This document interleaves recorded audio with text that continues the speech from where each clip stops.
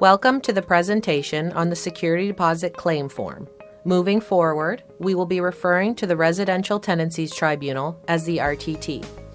The Security Deposit Claim Form can be located on our website, www.snb.ca/irent.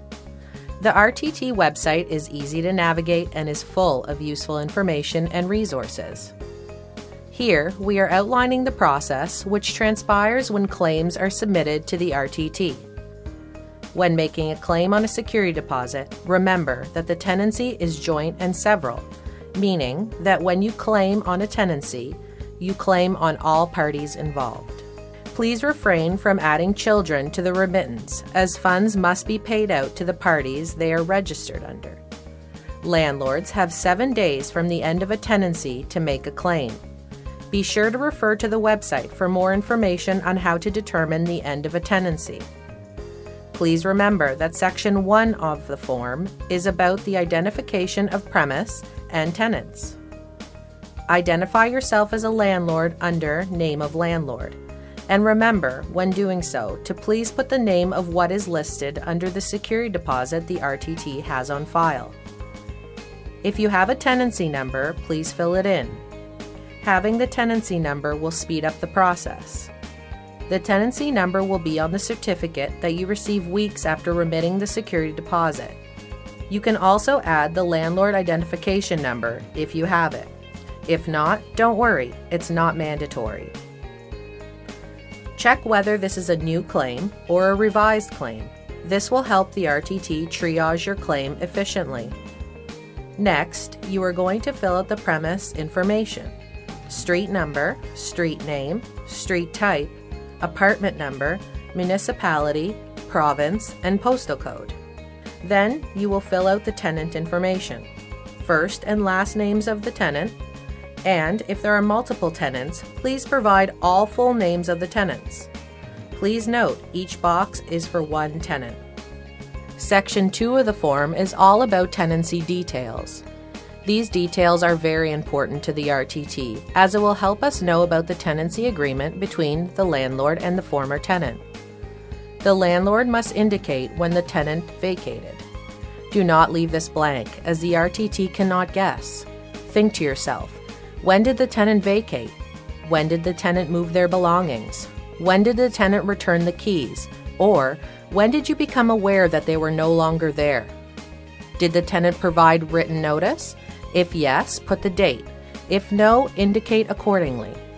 What was the term of the lease agreement? Month to month? Year to year? Or was it fixed term ending on 2019-10/31, for example? Ensure to fill out how much the monthly rent was and what is the amount of the security deposit held in trust by the RTT. Section 3 of the form is giving the landlord the opportunity to give the reasons why they are making the claim. Please keep in mind that when filling out this section, to put as many details as possible. In the reasons column, the landlord can put what the claim is referencing. For example, unpaid rent. In the details column, the landlord must be thorough and explain their claim to the RTT. Examples: if you are claiming for unpaid rent, in the details column, please indicate which month you are claiming for and if you have re-rented. These details assist the RTT in reviewing the claim. And in the amount column, the landlord can indicate how much they are claiming for. It is important that at the bottom of this form, the landlord indicates the total amount of the claim, including HST. This becomes crucial when the RTT is reviewing the claim. If you are unsure about the value of the damages, please indicate an approximate claim amount. Later on, you can reduce your claim if the estimates come in lower. Please note that you cannot increase your amount after the end of the 7-day claim period. If the landlord's claim is not made within 7 days of the end of a tenancy, it is subject to Section 812 of the Residential Tenancies Act and will be deemed as a late claim. Section 4 requires the landlord's address and contact information. Please ensure that you complete this section. If the RTT needs to contact you regarding the missing information and a phone number or email is not provided, a letter will be sent out via regular mail, and this can slow down the process. The landlord must sign and date the form upon submission. The landlord must also ensure that the information they are providing on the claim form matches the information the RTT has in our system. If there are discrepancies, they may hold up the process. The bottom section of the form lists the ways in which you may submit this form to the RTT. A more efficient option for the return of the security deposit is to use the Security Deposit Refund Agreement, which can be located on our website under Landlord Forms. The Security Deposit Refund Agreement is a form offered by the RTT to be used when tenants and landlords have reached a mutual agreement regarding the refund of the security deposit and payment of the claim. A good time to utilize this form is when a landlord and tenant are conducting the walkout inspection. If this form is completed and signed by both the landlord and the tenants, the normal process time is up to 10 days from submission to the RTT.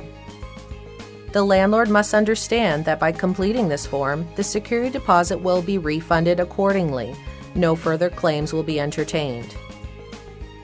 For more information, please refer to our website, email, or call our toll-free number. If you are interested in becoming an e-landlord, please email irent@snb.ca.